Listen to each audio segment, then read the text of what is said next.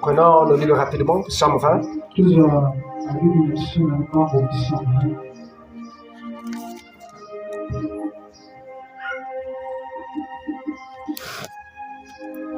Psaume 20, le verset 2.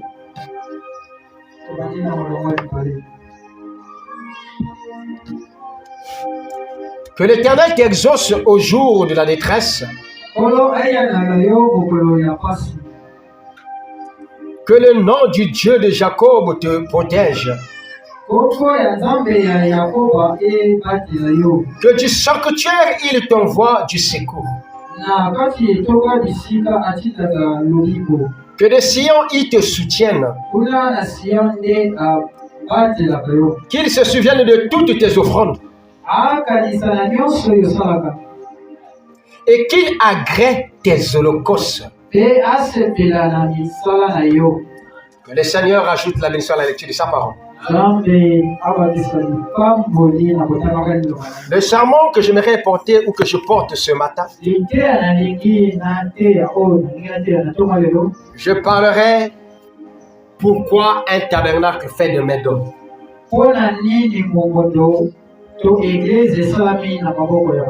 Pourquoi une maison faite de main d'homme. Amen. Amen. S'il vous plaît, j'ai besoin de votre retour. Amen. Amen.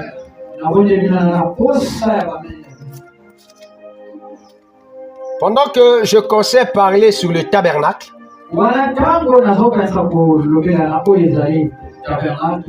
et qu'il fallait que je médite sur ce qu'est le tabernacle,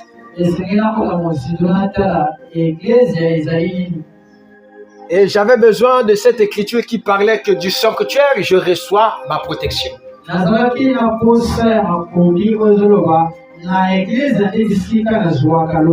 ne nous parle pas ici d'un sanctuaire spirituel. On ne nous parle pas ici d'un tabernacle qui est Jésus. Mais on nous parle ici d'une maison qui a été bâtie par un homme. Amen. Amen. Et vous vous souviendrez que le premier des tabernacles,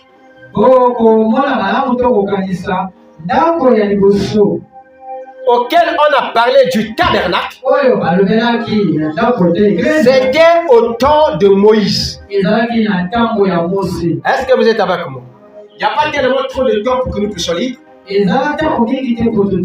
au temps de Moïse, Dieu avait ordonné à son serviteur qu'il puisse le bâtir un tabernacle. Qu'il construise une maison auquel Dieu devait habiter. Est-ce que vous êtes avec moi? Je dis bien une maison. Là où Dieu devait habiter. Mais pourtant dans les livres des Actes et des Apôtres, à partir du chapitre 7 des Actes des Apôtres, le chapitre 7 des Apôtres, des Apôtres, au verset 48, je crois, la Bible nous dit que Dieu n'habite pas dans une maison faite de main d'homme. Dieu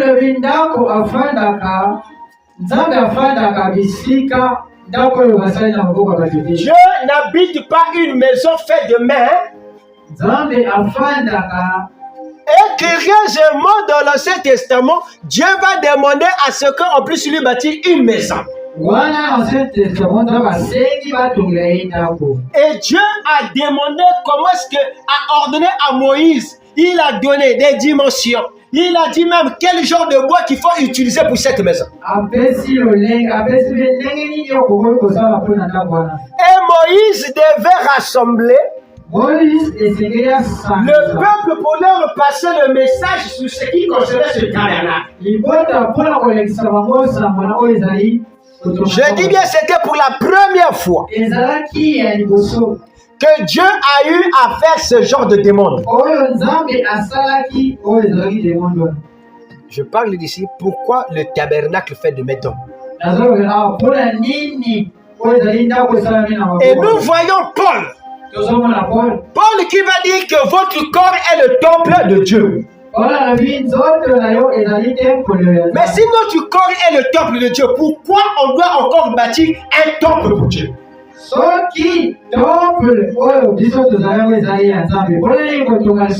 Mon corps est le temple de Dieu. Dieu n'habite pas une maison faite de mètres d'hommes. Dieu a choisi mon corps pour son temple. Il a choisi mon corps pour être son tabernacle. Mais pourquoi il demande encore qu'on puisse avoir des temples? Et donc notre corps ne suffisait pas. Est-ce que je me fais comprendre? Donc notre temple, le corps que nous sommes, ne suffisait pas pour Dieu pour habiter. Il avait trouvé Moïse. Il a habité le corps de Moïse. Il a travaillé dans Moïse. Mais il demande encore à Moïse, j'ai besoin d'un temple, un tabernacle qui doit être fait de tes mains afin que je puisse habiter. Et à David, il dit, c'est dans ce temple que toi tu vas avoir la protection. Parfois, vous ne vous posez pas la question, pourquoi est-ce que vous allez dans des églises? Ce sont des maisons que les hommes ont fabriquées. Mais pourquoi vous devez aller là-bas? Vous pouvez rester chez vous dans vos maisons. Ouvrez vos Bibles et priez. Cela suffirait. Pourquoi encore aller payer mon déplacement ou courir, faire marche à pied pour aller jusqu'à l'église? Cela devrait avoir une raison d'être. Est-ce que vous êtes avec moi? Il y a une raison d'être du pourquoi il doit y avoir des tabernacles, des maisons bâties des mains d'hommes. Donc ton corps ne suffisait pas à ce que Dieu habite là-dedans. Il dit du tabernacle ou encore du sanctuaire. Je vais t'apporter la solution. Je vais t'apporter les réponses. Je vais t'apporter la protection. Est-ce que vous êtes avec moi? Est-ce que vous êtes avec moi? Et j'aimerais que nous puissions quand même lire ce passage de Exode 35. Vous allez voir le comportement de ses sœurs et de ses frères. Lorsque Moïse a dit que Dieu a demandé qu'on construise le temple.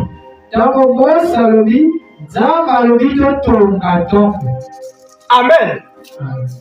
Quand ils sont sortis de la maison de Pharaon, quand ils sont sortis de là-bas, Dieu utilisait un homme qu'on appelait Moïse. Le tabernacle de Dieu, c'était comme Moïse, là où il venait de se réunir. Le tabernacle était comme Moïse. Le vrai lieu d'adoration, c'était un homme. Pour trouver le vrai Dieu, il fallait voir Moïse. Moïse identifiait le temple, le tabernacle de Dieu. Et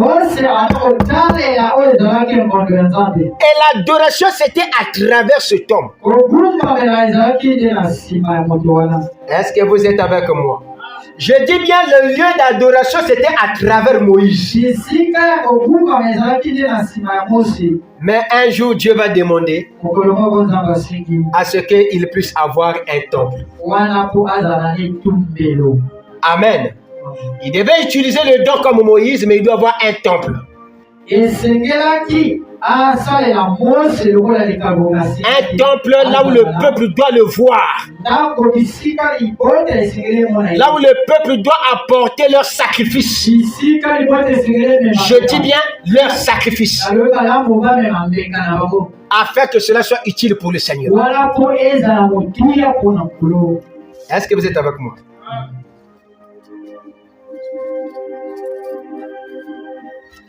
Je vais d'abord, vous allez lire de 1 jusqu'à 35 chevaux à la maison. Mais moi, je vais lire minutieusement. Écoutez, je prends d'abord 4. On va commencer à sauter. Écoutez. C'était une ordonnance que Dieu avait donnée à Moïse, bien sûr. Moïse parla à toute l'assemblée des enfants d'Israël. Là-bas, c'était un peuple. C'était des rassemblements que Moïse devait faire. Il n'y avait pas un lieu auquel on pouvait faire une convocation que le peuple devait venir. Est-ce que vous êtes avec moi? Et Moïse leur a dit à cette assemblée, il dit, voici ce que l'Éternel a ordonné. Prenez ce qui vous appartient. Une offrande pour l'Éternel.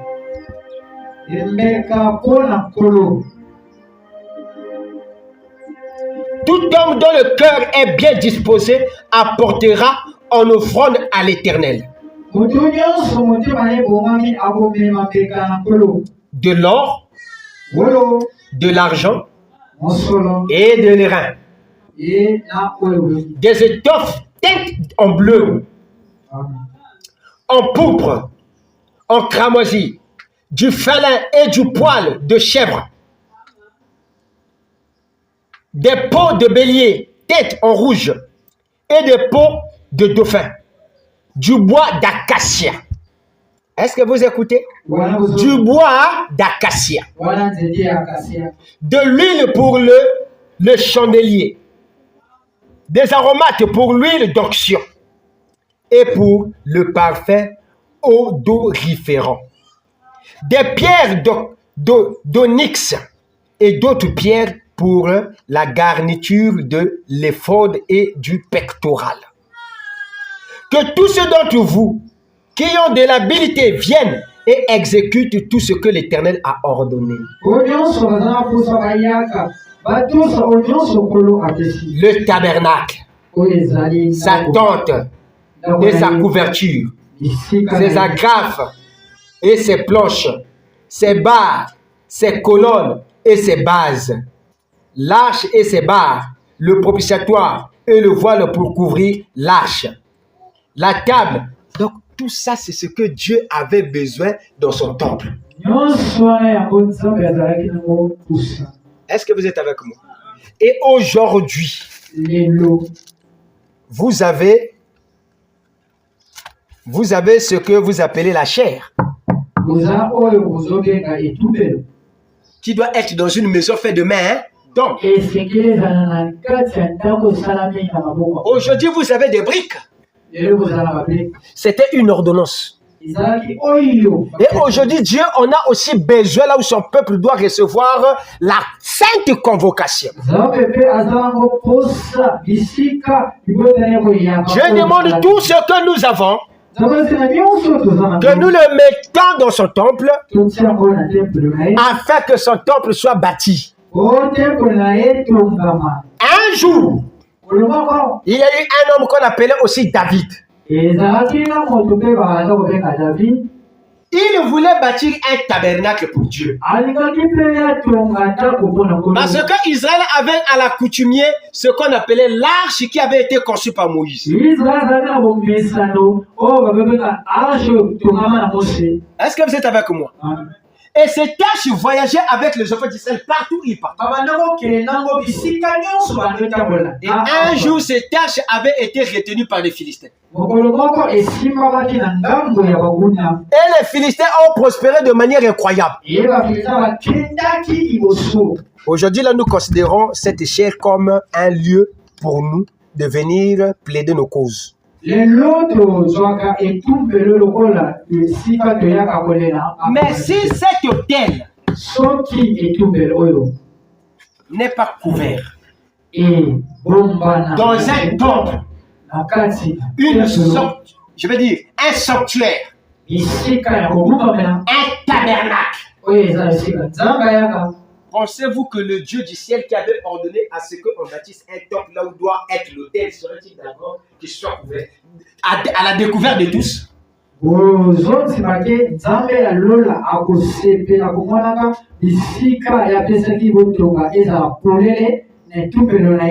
que vous voulez faire vous voulez opter des expériences spirituelles pendant que là c'est complètement ouvert à la traîne.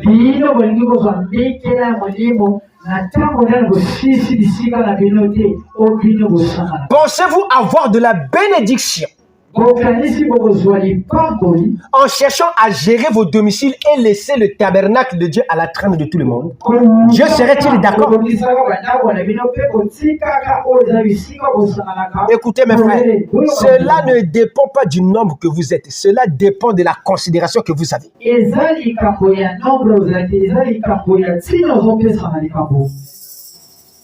Je ne sais pas si je me fais comprendre.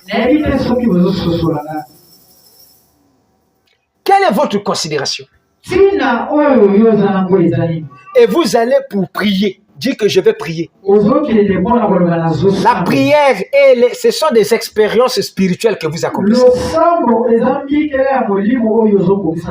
Un jour, David, l'arche était abandonnée quelque part.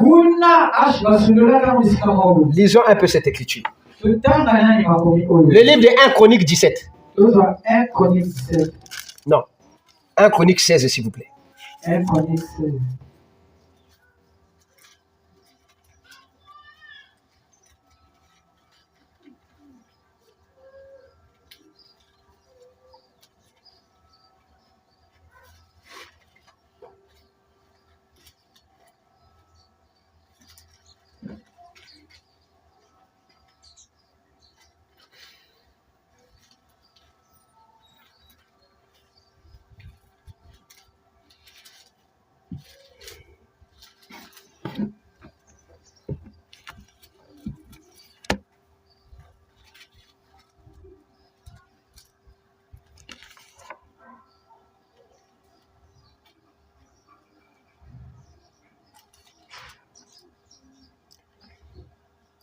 Prenons à partir du verset 37. David laissa là, devant l'arche de l'alliance de l'Éternel, Asaph et ses frères.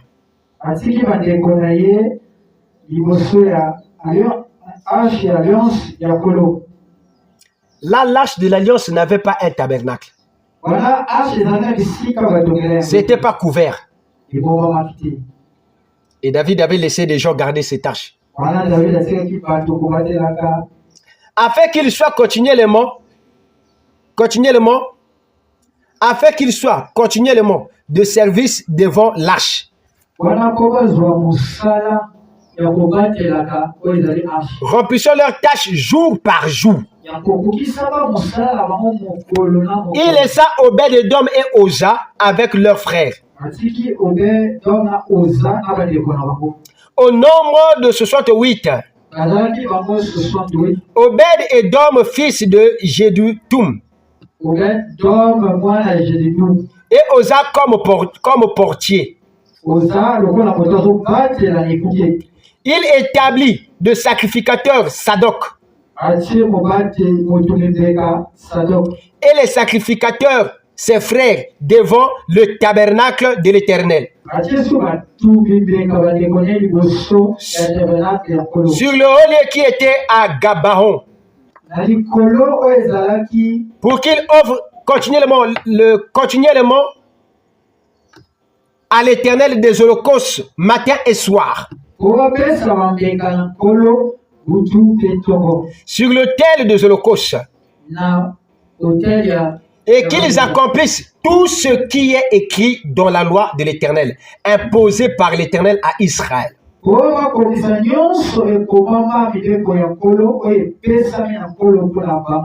Je prends le verset, le chapitre 17, à partir du verset 1. Lorsque David fut établi dans sa maison, il dit à Nathan le prophète, voici, j'habite dans une maison de cèdre. Écoutez. Et l'arche de l'alliance de l'Éternel est sous une tente.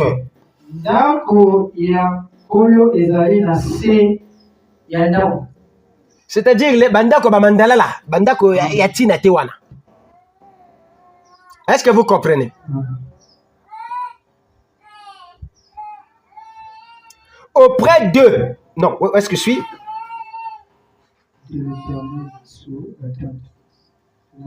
Est sous une tente. Nathan répondit à David.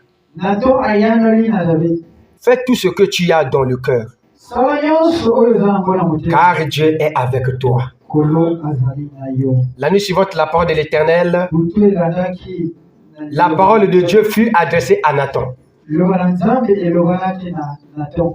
Va dire à mon serviteur David. Ainsi parle l'Éternel. Ce ne sera pas toi qui me bâtiras une maison pour que j'en fasse ma demeure. C'est pas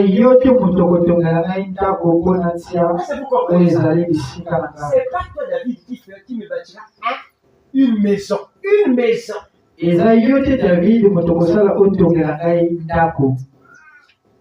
N'est-ce pas une maison ça?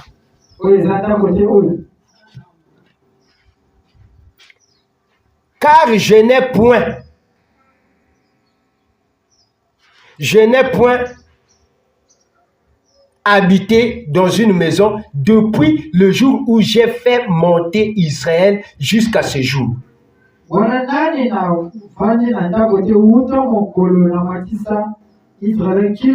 Mais j'ai été de tente en tente et de demeure en demeure, partout où j'ai marché avec tout Israël. Oh là là. Ça, c'est Dieu qui parle. Je n'ai vécu que de tente en tente, de demeure en demeure. Ça veut dire, même Dieu, il en avait marre. Et il a fini par comprendre que David avait la révélation d'une maison pour Dieu. Maintenant, tu diras à mon serviteur David, le verset 7, je suis au verset 7. Ainsi parle l'Éternel des armées. J'étais pris au pâturage derrière les brebis. Pour que tu sois chef de mon peuple Israël. J'ai été avec toi partout où tu as marché. J'ai exterminé tous les ennemis devant toi. Et j'ai rendu ton nom semblable au nom des grands qui sont sur la terre.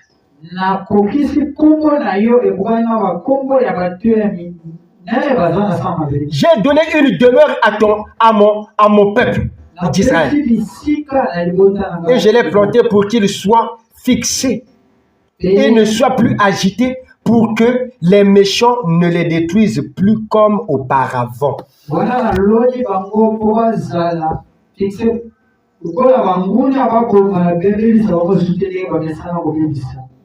Et comme à l'époque où j'avais établi des juges sur mon peuple d'Israël,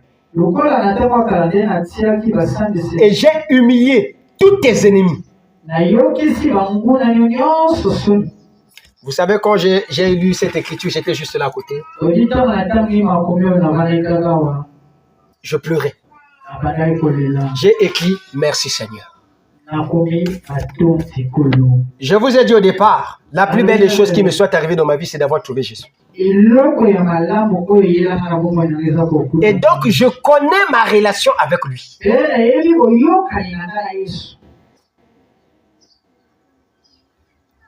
Et moi, j'aimerais que vous puissiez aussi avoir une relation avec le Dieu que vous avez trouvé.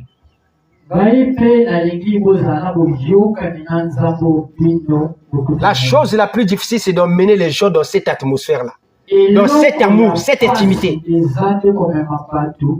Que les hommes puissent comprendre et réaliser l'intimité qu'ils doivent avoir avec Dieu. C'est une chose qui est très difficile. Parfois, quand je me mets à parler de moi et de vous parler, je me demande si vous avez vraiment cette relation.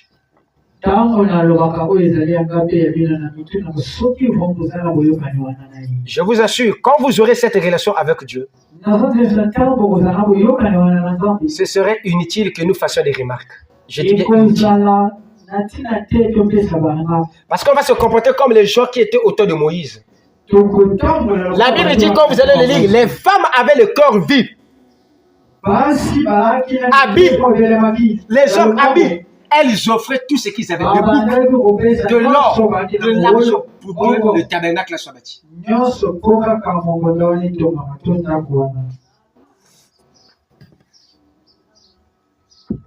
Et je crois que la première des choses, quand j'ai habité cette petite maison,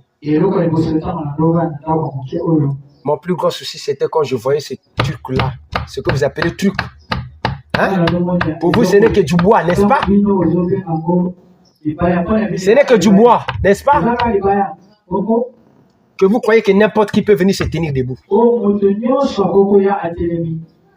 Celui qui doit se lever ici, là, doit être quelqu'un qui honore sa parole. Qui doit vivre ce qu'il dit. Pas qu'il parle pour que les autres vivent. On ne prêche pas la parole pour que les gens vivent, mais pour que toi tu vives.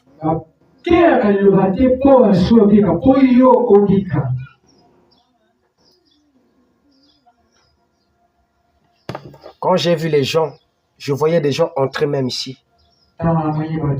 J'ai entendu des gens jouer même du tam-tam sur cette chair.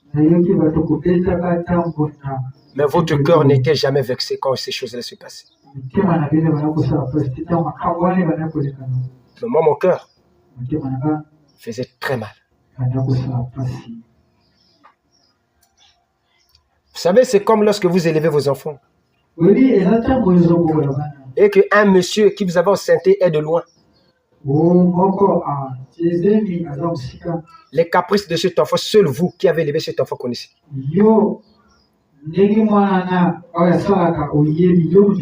Quand cet enfant tombait malade, c'est vous qui sentiez la douleur, pas ce monsieur. Quand cet enfant pleurait, c'est vous qui connaissez comment la calmer. Pour le calmer. Ce n'était pas cet homme qui vous avait enceinte. Et donc, les chagrins de cet enfant, seul vous pouvez le comprendre. Quand cet enfant grandit, seul vous pouvez comprendre cet enfant. Même si cet homme reconnaît cet enfant, il ne connaîtra jamais les caprices de cet enfant. C'est comme lorsque vous avez connu Jésus. Quand vous avez rencontré sincèrement Jésus, vous connaîtrez ce qui est bien pour lui. Et tous les jours, vous allez pleurer lorsque vous le rendez mal à l'aise.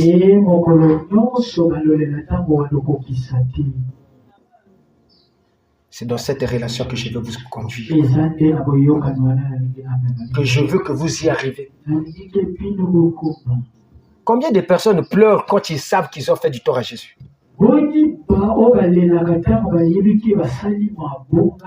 Dans notre église, ils ne peuvent pas être au nombre de toi. Je dis au nombre de toi. Imaginez-vous. J'ai dit dans notre église, ils ne peuvent pas atteindre le nombre de trois qui versent des larmes lorsqu'ils versent Jésus. Parce qu'il n'y a pas encore une relation entre vous. Vous ne l'avez pas encore trouvé. Voilà pourquoi tantôt vous avez un pied pour goûter un peu le monde, un pied pour venir goûter le spirituel. Et comme cette écriture que m'avait apporté une sœur de Jérémie 7, si j'ai la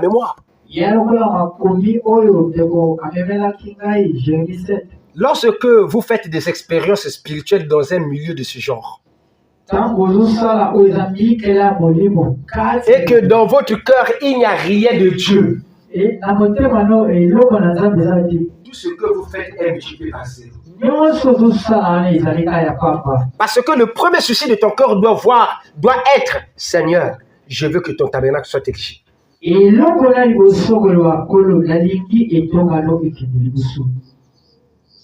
Avant qu'on puisse commencer même à prier dans un milieu auquel on a consacré à Dieu,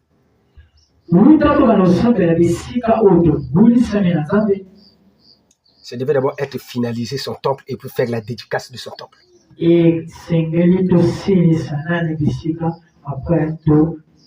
C'était ce que Salomon avait fait. Quand le tabernacle a été bâti par le fils de David, on a fait la dédicace de ce tabernacle.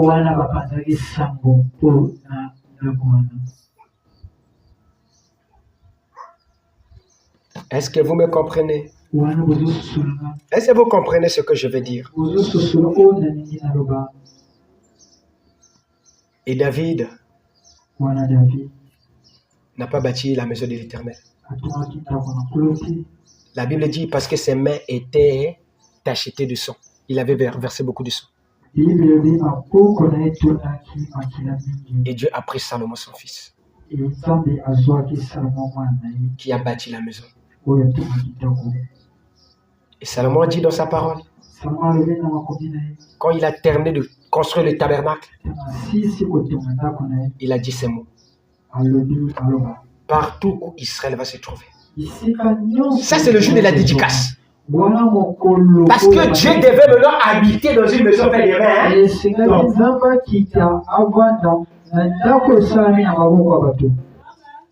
Salomon était sûr que oui, Dieu a dit à mon père que c'est moi qui va bâtir sa maison. C'est là où vous voyez de cette écriture, il est dit, du sanctuaire tu auras la protection.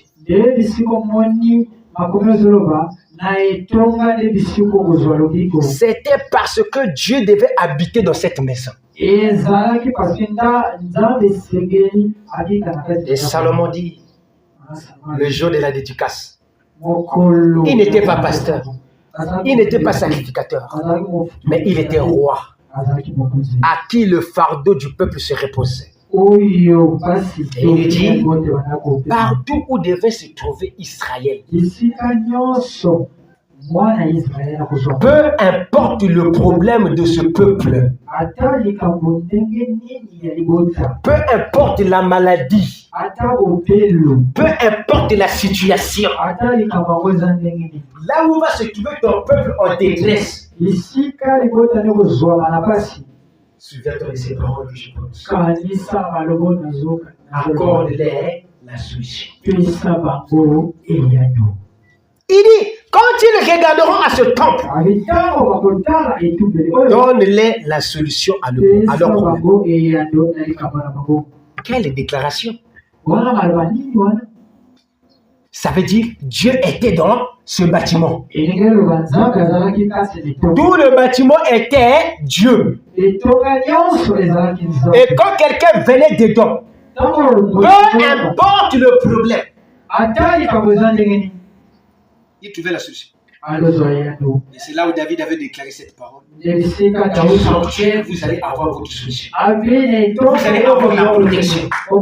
Mais quel sanctuaire? C'est un sanctuaire que Dieu on a eu à, comment on appelle ça? Qu'on a eu à dédicacer. On a dédicacé pour l'honneur de ce Dieu qui doit habiter une maison faite de mains d'or.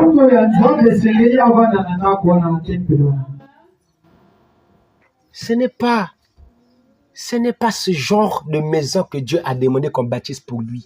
Nous sommes en train de bâtir encore. Nous sommes en construction. Donc vous devez avoir une vie de sacrifice. Une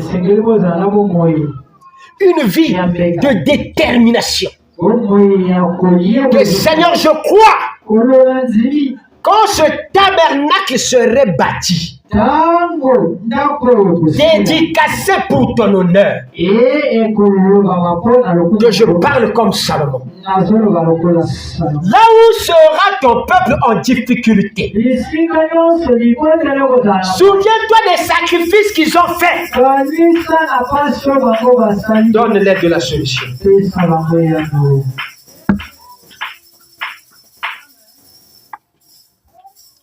Est-ce que vous comprenez? Wana bozosusu On ne peut pas dire ça s'il n'y a pas eu un sacrifice. tokokoloba ngo te soki eza na sacrifice te. Et c'est quand l'église est bâtie, Eza ntango etonga quand le esili. tabernacle est bâti, Ntango etonga esili qu'on répartit maintenant les tâches. wana topesi moto nyonso bisika Les Lévites rentrent, moto meboka on akoli établit les chantres, on établit ceci. C'est après qu'on a dédicacé qu'il faut maintenant répartir. nsima topandisi yango C'est ça l'ordre de la Bible. yango na mobeko ya bibilia. Mais nous commençons aujourd'hui des églises de manière aventurière. Lelo tozobanda matonga na lolenge moko ya kosakana. Toi, tu crois que Dieu doit habiter une salle, un sale secteur, un sale, je veux dire, un milieu vraiment abandonné. Yozondima nzambe akokoyaka bisika oyo bino kosukela. Moi, je crois que si nous avons cette vie de sacrifice et de détermination, Soki toza na bomoi ya kokende kino na et que ce solo. tabernacle est dédicacé, c'est-à-dire, quand on dit dédicacé, ça veut dire dédié. Ye topandisi yango ya ndako oyo ya nkolo. Ce dédicace, ce n'est pas toujours comme vous le faites là-bas. Hein. Dire, bah, ça, là, DJ. Non, dédicace, c'est-à-dire, on a dédié. Bah, talisi yango, bah, pesi yango na nzambe. Est-ce que vous comprenez? Quand sachez que le sol, quelqu'un soit fou, quelqu'un soit malade, quand il franchit seulement la porte de ce seuil, je vous dis la vérité, il sort guéri. Moto azala liboma abela te soki akoti kaka na porte oyo. Moi, je crois ça. Solo akusolo te. Ngala zondima yango Mais Dieu doit voir ce que vous l'avez fait.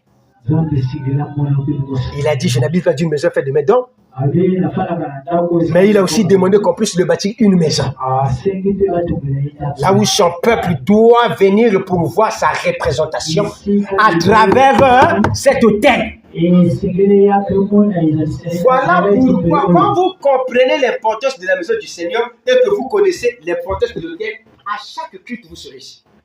soki oyebi ntina ya ndako ya nkolo oyebi ntina etumbelo. Moi, parfois, quand je reviens de l'école, je ne passe pas directement par chez moi. Je rentre d'abord ici, je viens ici. Avant que j'aille au boulot, je passe, je rentre, je passe ici.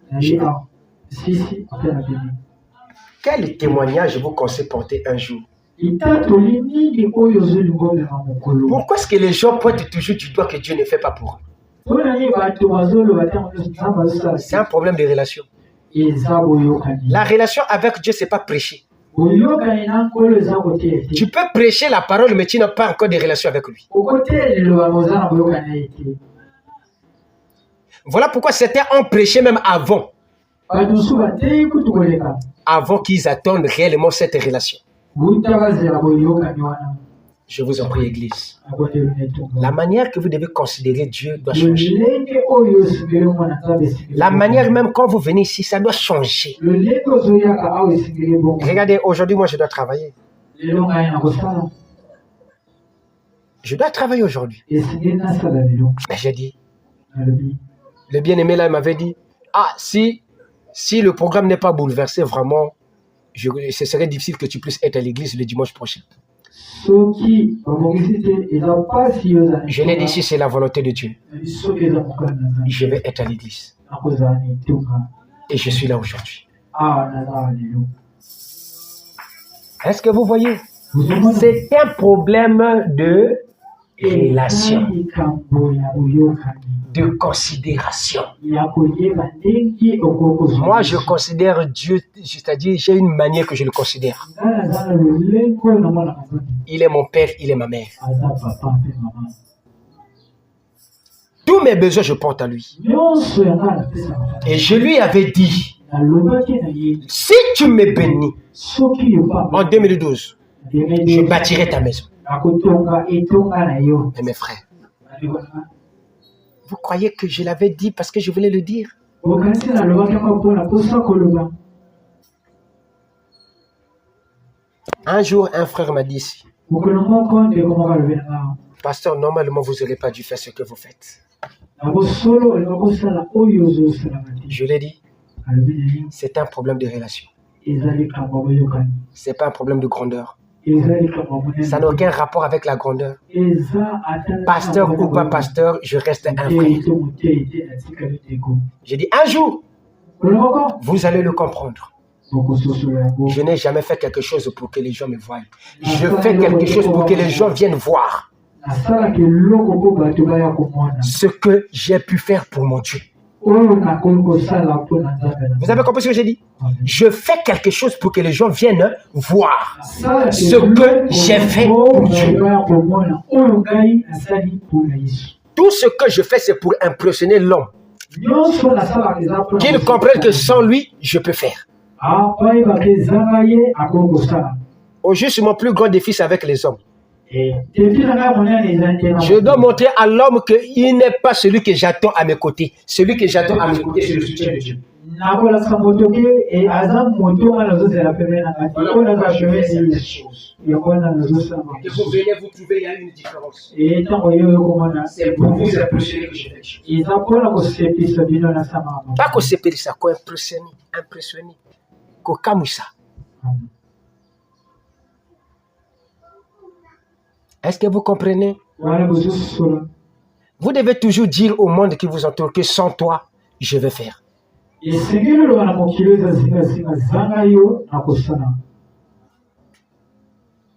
Voilà pourquoi je vous ai toujours dit, yango wana ce n'est pas le plus grand nombre qui sauve le roi, une grande armée qui sauve le eza roi. bato ebele te moto abekisaka Mais c'est un peuple eza libota uni. oyo eza na boyokani. Une armée, peu importe le nombre, mais qui soit unie. ame oyo ata baza mokie baza na boyokani. Il y a un monsieur qui est juste là à côté. eza na moto azaka na mopanza wana. Il me dit, ah, papa Nazomona, vraiment, ceux qui m'outoyent à l'oba même que ça bongo beli. J'ai dit, c'est ça la nature de l'homme. yango nde lolenge ya moto. Il me dit, yaka le lenga ndeke. Ndeke ndeni. Ndeka tonga kandeni. Akizwaka lititi moko. Lititi kamoko. Aïe, achi. Akizwa lititi susu. Peu importe les mois que ça va faire, il suffit qu'il puisse réaliser cette tente qu'il veut habiter.